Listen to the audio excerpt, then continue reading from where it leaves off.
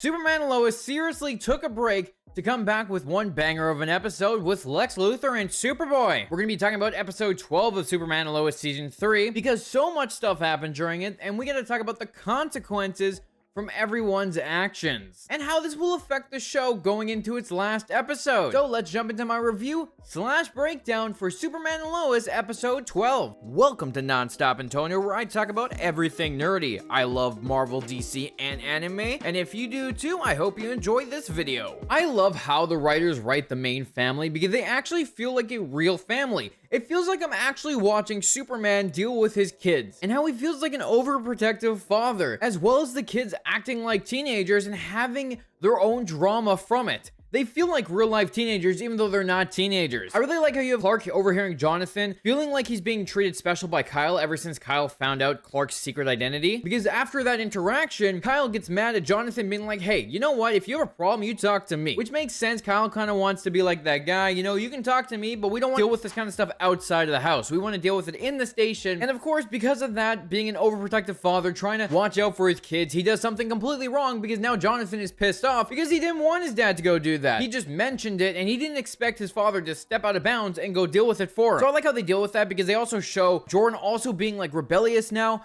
because he doesn't care about his secret identity. He doesn't care about revealing himself to the world as Superboy. He likes the fame. He likes seeing praise for being a hero.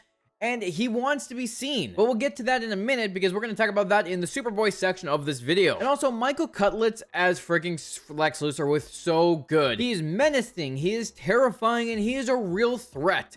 I mean, we only got a little bit of him in this episode compared to what's probably going to happen next episode. But the presence he has is just so intimidating, and I really like his performance so far. I'm really looking forward to seeing what kind of threat he really is when we dive deeper into the next season, because I believe he is supposed to come back as a series regular. But let's jump into the breakdown portion of this video where we talk about Lex Luthor first, then Superboy, and then that ending, because goddamn, that ending set up some pretty interesting stuff for the final. So first of all, Lex Luthor is now out of prison after last episode where Bruno Mannheim confessed to everything with Moxie. And I like how we got flashbacks for Lex being in prison this entire time, and it kind of showed us where he's at, where he's in prison. He goes to get his hair cut, and the guy won't give it to him because he knows Lex Luthor is rich, so he wants a lot of money. So Lex is like, I'll give you $5 and I'll let you keep your cell. So instead, Otis and his men beat the living shit out of Lex. In turn, was a horrible move on their part because Lex then goes to the warden, threatens the warden's family, just like the evil person he's supposed to be. He definitely threatens a family and a kid so they can get what he wants. Now has the warden as his personal servant, gets the guards to beat up Otis and their men.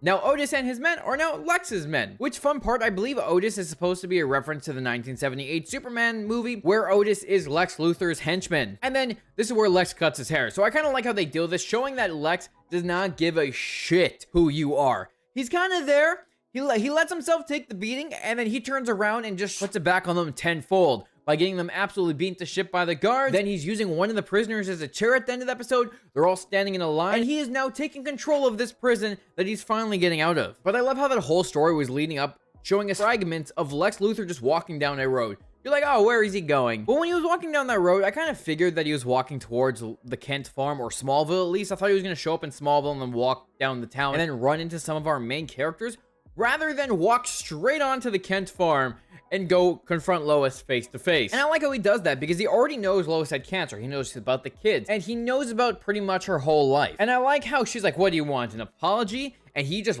snaps at her, showing what kind of danger he can be. Because he pretty much says he's been locked away for 17 years. He never got to see his daughter, and his daughter now won't talk to him. Showing that Lex Luthor has a daughter on this earth, kind of tying into that family aspect again. This whole season has been a lot about family. You got John Henry Irons with his family. You had Bruno Mannheim with his family. Now Lex Luthor has a daughter to just add to all of this. I like how it shows Lex coming to threaten Lois, being like, you can never be a reporter again, because if I ever hear you talk, I will come for you. Because he doesn't want to hear anything from her voice ever again, ever since she was the one that put him away in prison. Sure, I love how Lois turns around. She's like, I was wrong about the Moxie thing, but I wasn't wrong about you. Kind of showing that she's not scared of him and she's not backing down. And because Lois likes to stand her ground, there's a good chance Lex will try to take her out. And I find it funny that while he's threatening her with Clark right there, he does not realize Superman is face to face with him, and he could not do anything in that moment if he tried. But this really showed how big of a threat Lex is, because I feel like he's definitely going to be trying to go after the boys and trying to go after her in some way to ruin her life to make sure that she will never speak again. And I think this is really going to be showing what kind of monster he really is, because he will be going after Superman in the next episode. Now, before we get into the ending with Lex Luthor, let's jump into the Superboy stuff, because there was a lot of stuff that happened during this episode with his character specifically, because Jordan started to really take the liking to all the attention that Superboy is getting. I mean, he still hasn't been named Superboy yet, but I'm gonna keep calling him that because that's exactly what he is. And I kind of see this, it's all going through his head, kind of like how Connor Kent was in the Reign of Superman story. Well, at least in the animated movie, where he liked all the fame and the paparazzi and everyone watching him. That's kind of where Jordan's at right now, because he's kind of bragging about how cool this new super person is, while George Jr. is talking about it. On top of it, George Jr. gave him away to the Daily Planet and said that there is someone powered in Metropolis, because in this world, the only two people that are superheroes are John Henry Irons and Superman, which again is kind of weird.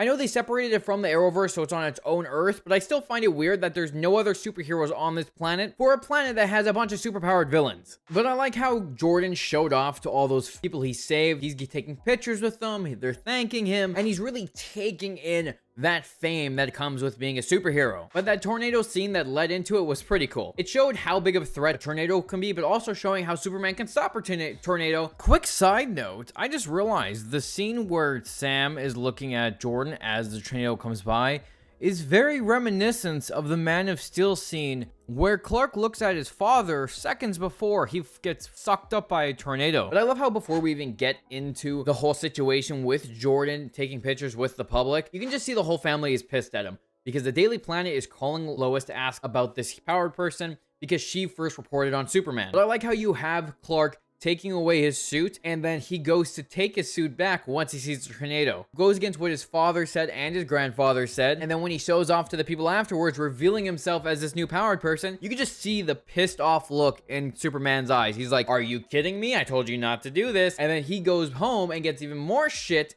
with Clark and everyone because he wasn't supposed to do that. And I love how Jordan says he just doesn't care. He's tired of his parents telling him what to do, who to be, and everything along those lines, which is like classic teenager drama where you rebel because you don't want to be who you're told to be. You want to be who you are. And I like how they're playing this because I think this kind of works out. You have this powered teenager who wants to be a hero. He wants to show off, but his parents are telling him how to be one way rather than him being able to explore it himself, which makes sense at the same time because, like Sam says in the episode, he's not as careful as Clark is. Which means someone is going to track his movements back to the farm, and someone's going to realize that there's a powered person sitting on the farm. Which, with Jordan's inexperience, he could really cause some damage to the family with Clark's identity being revealed to the world. But now that we dove into that, let's dive into that ending, where we have Lex Luthor killing Dr. Hook, which was the one that was experimenting on people for Bruno Mannheim. And he now knows about Bizzaro, which I was right. I knew he was going to go look for Bizzaro, and I knew he was going to either control him in some way. But it was a pretty messed up scene